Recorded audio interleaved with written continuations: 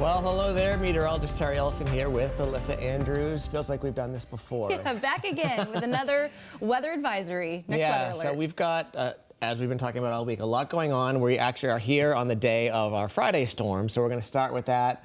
But we got lots to say about Sunday night and Monday too, so let's get right to it. Wintry mix on the way. In fact, it's already falling lightly in some parts of New England. We'll show you the radar in a minute, but basically we expect a mix of snow, ice, and rain coming in this afternoon and probably getting the worst, would you say, like overnight tonight? Yeah, and that's been the toughest on the roadways. Is going to be maybe hardest to see a little bit outside, but other than that, you know, it's going to be pretty quick hitting and then change over to snow in the morning, but we still have weather advisories out, everything in purple for the winter weather advisories, and in the pink, that's where we're going to see the highest snowfall totals coming up for tonight and tomorrow morning. Yeah, so basically the farther north and west you go, the better chance of seeing some decent snow. Now the radar looks pretty impressive. It looks like it's snowing steadily or heavily in central and western Mass. I just looked at some of our obs and I don't really see much falling yet, and I think that's because there's some initial dry air involved. And there's a couple of things going on. First off, temperatures are fairly mild at surface level, so anything that's falling probably isn't going to stick, at least for most of the afternoon. Like, it's hard in February with temperatures above freezing. You know, sun's not out, I get that, but the sun angle's higher to really get accumulating snow during the daylight hours, unless it's pouring snow out, obviously. Right. Yeah. So unless it's just ripping, I mean, anything we're going to get right now with temperatures just above that freezing mark is just going to kind of melt on contact. Yeah, and it's also, as you can see, so temperatures mid-30s, dew points mid-20s, so it's a little bit dry at the surface, so it's going to take a few hours for the atmosphere to saturate and then to see any precipitation actually reaching the ground. So, if you're looking at radar and like, oh boy, this thing's coming in fast, don't worry about it. It's not going to come in that quickly. I think it's going to kind of sort of sputter around here for the afternoon and even into this evening. But certainly by the evening commute home, there'll probably be some snow, mixed rain going on here and there. And I think, I mean, maybe the earliest time that we could see anything really sticking would be about this time, even a little bit later. So we're not going to really see you know, on the pavements and the roadways, things really sticking until it just drops a little bit colder for us. Yeah, and that starts to happen as usual after dark, and the winds also start to change to a northerly direction a little bit later this evening as well. And you can see it's mostly snow now as we get into the latter part of this evening, but it's only really mostly north of the Pike, and it's still sort of scattered, and it's not a solid sort of wall of snow. Yeah, it's not a lot of organization to this really either. And yesterday, I mean, just getting a little bit of energy kicked downstream from some severe storms over in Indiana, and even some good tornadoes that way, and we're receiving a little bit of that energy, so there's a bit of a mixture, kind of a scattered nature to this storm that we're seeing. And then as you get into Saturday morning, not totally dry, not totally done, we're still maybe even going to add on a little bit to this and just see some light scattered snow showers into Saturday morning. Very gray day tomorrow. Again, temperatures like in the low 30s, and again, flurries at times. So the storm is not necessarily still going on tomorrow, but definitely there'll be some flurries happening, you know, throughout the day. I wanted to show kind of one of the main reasons why we're not so bullish on this storm producing a whole lot of snow, at least not in the southern New England. This is getting a little nerdy here, but this is a vertical profile of the atmosphere. This is for Boston later today, or just west of Boston later today.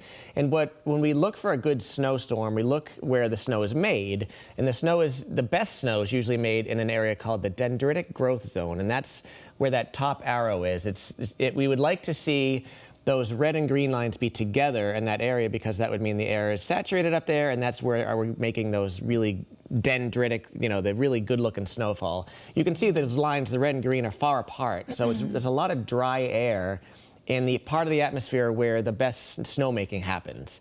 So therefore, the snow is being made at lower levels, and you can also see the lower arrow showing it's sort of above or near freezing in places. It's just kind of a junky looking setup. Right, yeah, the green and red, the difference between there, so we've got a big gap in the dew point depression. And if you look at the diagonal lines right there, we're talking about that dendritic growth zone between -10 degrees Celsius and about 18 or 20 is where we'd like to see that gap a little closer. So that's kind of what we look at to see this. And then the warming layer. So at the surface, temperatures staying above freezing certainly doesn't help for the snow accumulation and getting stuff to stick. There's a lot working against basically any significant snow accumulation, at least in most of southern New England. It's a little bit different as you get farther north. And that's why we have simply coating to an inch south of Boston and around the Pike and 1 to 3. And basically all of that is happening later tonight into the early tomorrow morning. And so it's just a matter of how much snow we can get sort of on the back side of this thing when temperatures start to cool again.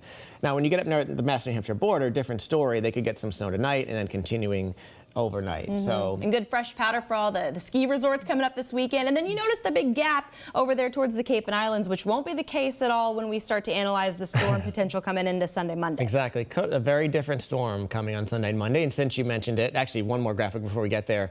Travel impacts, I don't really have any high. I took the high impact away. Yeah. Like, I feel like this isn't the type of storm where we're talking about a high impact event on the roads. But anytime later this evening, you know, after dark, as the temperatures cool off, and overnight if you're traveling, could be some white roads, slick roads, even a little bit of freezing rain in parts of the area. So got to take it slow, but it's not a major event. And not getting a bunch of snow on the front end of this that can at least stick with those temperatures just above freezing sort of helps us out a little bit. So it should be okay. Yeah. Moving on. So I know this is what the focus all week has been more so on this storm, but because the potential is high. Will we or won't we? With high ceilings for this. Yes, high ceiling for sure. This will be a major, powerful ocean storm that's going to form Sunday night and Monday. It's just been all about the track and how close we're going to get. And our confidence is increasing a little bit today, and we'll show you what we're thinking here. What we know right now is that, yes, a storm is going to form off the Carolinas on Sunday. It's going to move to our south Sunday night and Monday, and it's going to be a big one. It's going to be a very powerful storm, rapidly deepening, perhaps even undergoing what we call bombogenesis, which is basically just the term for a very strong and rapidly deepening storm. What we still are trying to determine is the snow shield. How far north and west does it come? We think now that it will envelop parts of southeastern Mass. Will it get up to Boston or farther north and west? That's what we're sort of looking at now. And of course, the snow amounts and the timing, that's going to come in the next 24 hours or so. Yeah, and you know, we've been able to move the needle a little bit on the confidence in this with the GFS has been going nuts over this storm, trying to bring in a bunch of snow for us. But there's a little bit more agreement coming along the lines here, and you can see that heading into Sunday night.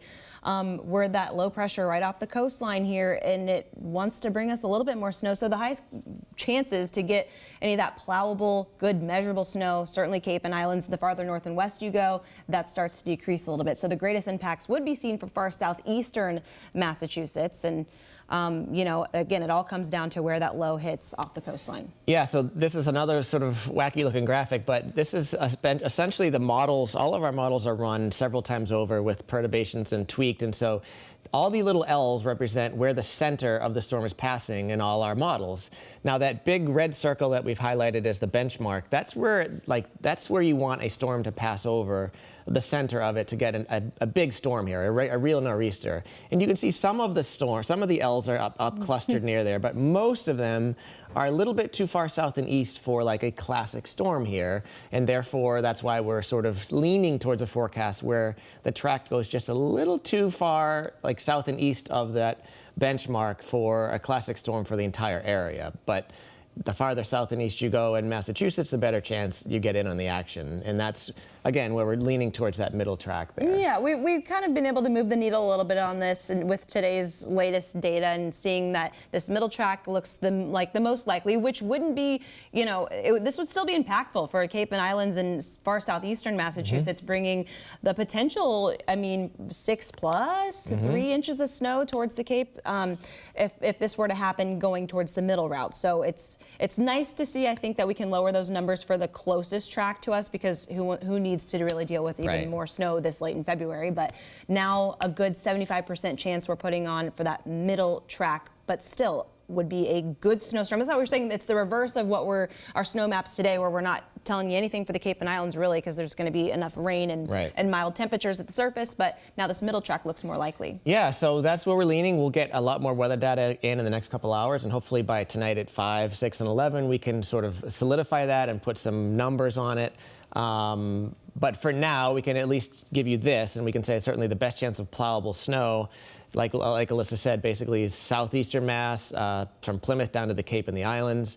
The farther north and west you go, the chances decrease. I still think Boston and the immediate coastline has a probably 50-50 chance at least of seeing plowable snow from this one. That. Always on the edge right there. I mean, Boston. yeah, it does seem that way, sure. Yeah, of course. I mean, of course, we're right on the ocean. That's how it goes. But this is, it's going to be an interesting forecast shaping up for us if we can actually get, now that we're seeing some higher confidence of getting some good measurable snow, at least for the Cape and Islands come Monday, and then it goes a little bit down for the 6+, but I think still there's, we're upping those chances. Oh, so yeah, I just sort of threw this together and thinking like 3 inches plus at this point. This is for the Cape and the Islands, and you can probably even include parts of southeastern Mass in this. I think we have a pretty high degree of likelihood that 3 inches is going to happen. Plowable snow is going to happen.